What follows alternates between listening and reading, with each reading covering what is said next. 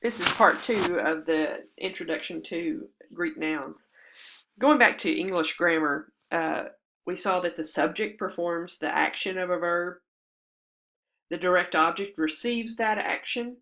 The indirect object is indirectly affected by the action of the verb. Or in other words, is not directly affected, right?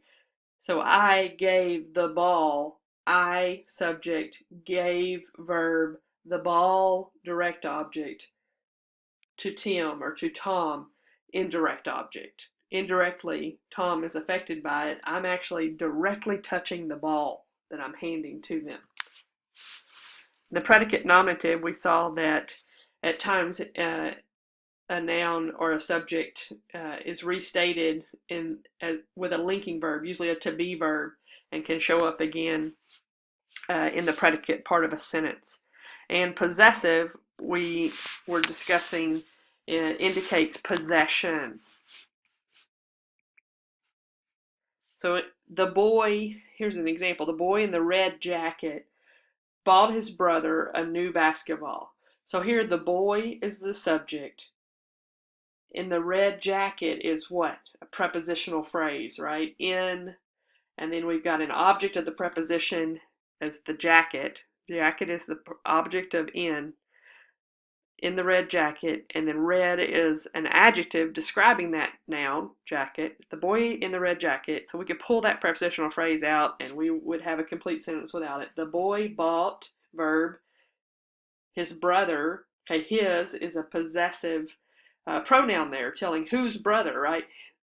Bought, it could say the brother, direct object, a new basketball. Bought his brother, direct object, a basketball, indirect object, with an adjective. What type of basketball? Or my Giants are the favorite to win. Possessive, my Giants are the favorite, are what? So here we have with that to be verb, the Giants are the favorite. Here's a predicate nominative. Giants and favorite refer to the same thing. And then to win is an infinitive. So a Greek sentence here we have before us. Then tote egerthes, he got up, or after having gotten up. Epitimason, he gave orders. Okay, so we do not have an express subject. So here we have a third person singular aorist active indicative verb, if we were to look that up on BibleWorks. So the third person singular, he or she or it can be the object or the subject of that verb, and it's embedded in the verb. Then after getting up, he got, or he gave orders, or he gave to the winds an order, right? He gave order to the wind, or commanded the winds and the sea, and it happened. There was a great calm. Great and calm. It's telling us what kind of calm. It occurred or it happened. There was, is how egeneto is often translated, uh, a calm. So the object of the verb, and again the subject is embedded in that verb. So here's an example. So we're looking at the Greek, and I do have some English here for you, but arpatse he basileia altus. And I've given you the English that arpatse is a third person singular, present active indicative noun from arpatso. He, she, or it seizes. Okay, so there is a subject in that verb, right? But here in this example, we happen to have a nominative noun.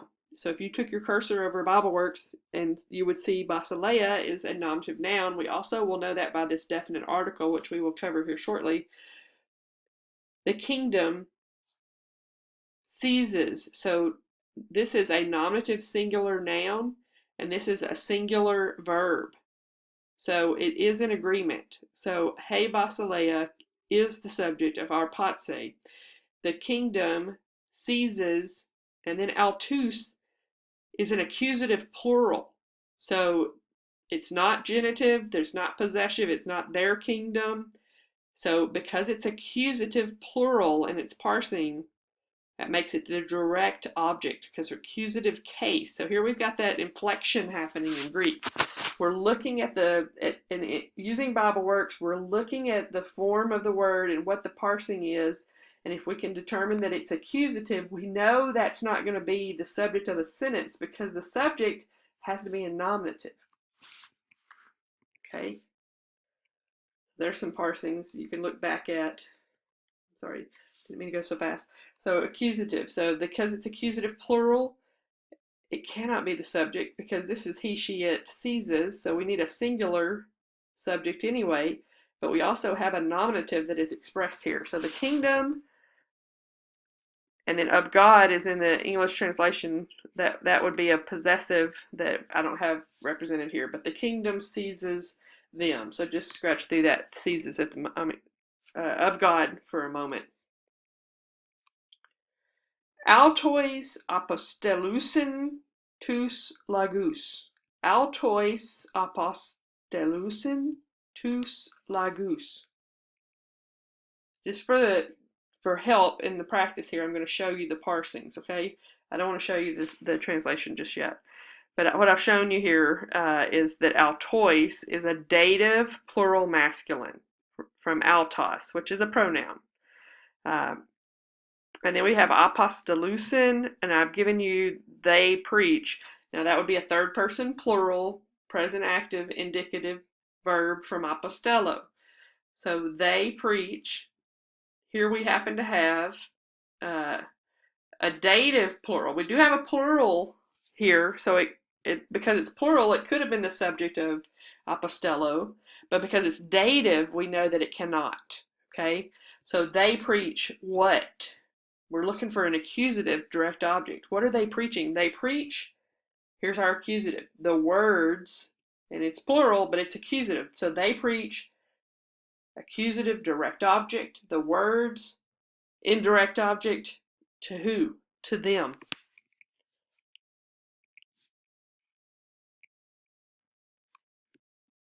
Here's another example. Phanerose he basileia Christou tein exousion theou. Phanerose, he, she, or it, third person singular, future, because we have a sigma here. It's from phaneroo, but it has a sigma. So if we were looking at it in BibleWorks, we would see that it is a future active indicative verb, and it's third person singular. So he, she, or it will, future tense, right, reveal, he basileia Christou. He basileia is nominative, singular, feminine. He, she, or it will reveal.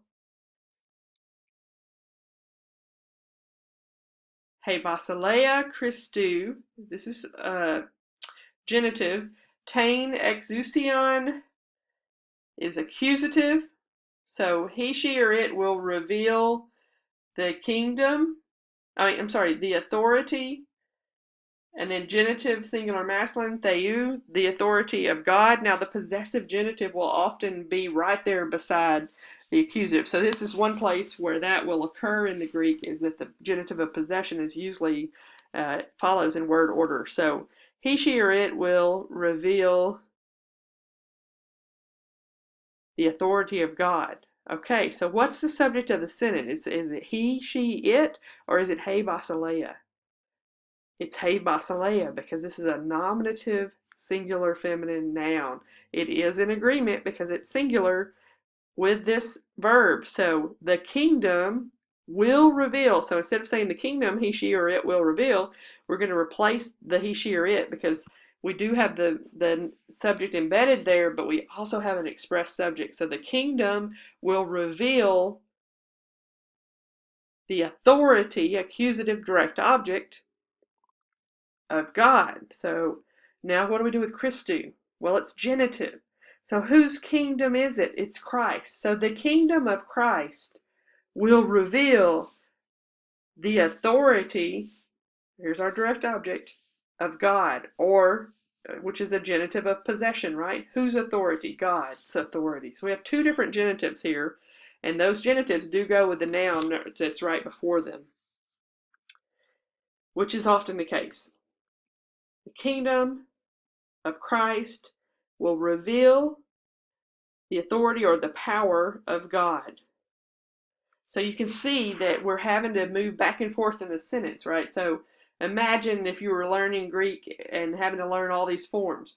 But it's wonderful if you have time to invest that in it. But right now, what we have access to with BibleWorks, we just want to kind of know what's happening so that we're not utterly reliant upon someone else's translation, right? We want to know enough to be able to do something with the options that are available for us for translation and exegetical work. Apposition in Greek is when the second word of a sentence refers to the same entity as the first. Then that happens quite a bit in the New Testament, where you have like Paul and then a description, apostle of Jesus Christ or of Christ Jesus. And Paul and apostle will often be in the same case, right? Nominative case or accusative case if it was functioning as a direct object of the sentence. But they are in apposition because they are referring to the same entity. That's something we call apposition, and you might see that. Apposition does not have to necessarily be in the nominative case. There's a genitive of apposition. So there's different cases, accusative of apposition. So it's not about the case as much as it is that the two words generally agree in that case, whatever case it's functioning as, but they are referring to the same entity. And we'll see that a lot of times in descriptions that rename God or rename a person. So here, Elizabeth, sister of Claire. Her sister is simply renaming Elizabeth.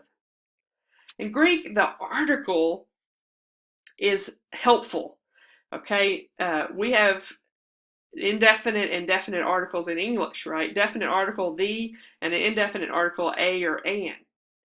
But in Greek, the article is going to often help us to connect these words to their function, because sometimes we may not can tell by the declension of a noun whether it's a first or a second declension, because they sometimes might share certain letters, like an alpha at the end. But if the definite article is more helpful or clearer in identifying that gender or that case, then the definite article becomes quite helpful. In Greek, we have definite articles but no indefinite articles. So here's some examples. And the Greek article has case, it has number, and gender, and those will always agree with the noun that it's modifying. So here we have a masculine singular nominative article with a masculine singular nominative noun, ha anthropos. So those are in agreement. Here we have an accusative masculine singular article with an accusative masculine singular noun. Now again, if you were learning the whole Greek, we would be learning all of these declensions. But here's a chart that you can refer to for the definite article. Here we have masculine, which is our second declension, and neuter nouns, second declension, and then the F stands for feminine, first declension articles. You don't have to memorize these, but you do want to just be aware of them, okay? So, because it can be helpful, and they're also going to be those extra words you're going to see in the Greek sentence on BibleWorks. And like I said, here's another chart just for your reference, where you see that the agreement in the case and the number and the gender. Now some of these are identical, right? Tu lagu and tu ergu, because this is a 2-1-2 paradigm. They share some similarities. Now you don't need to get into all of that, but I just wanted you to be aware of the article and how it's connected with the noun. We'll stop right there.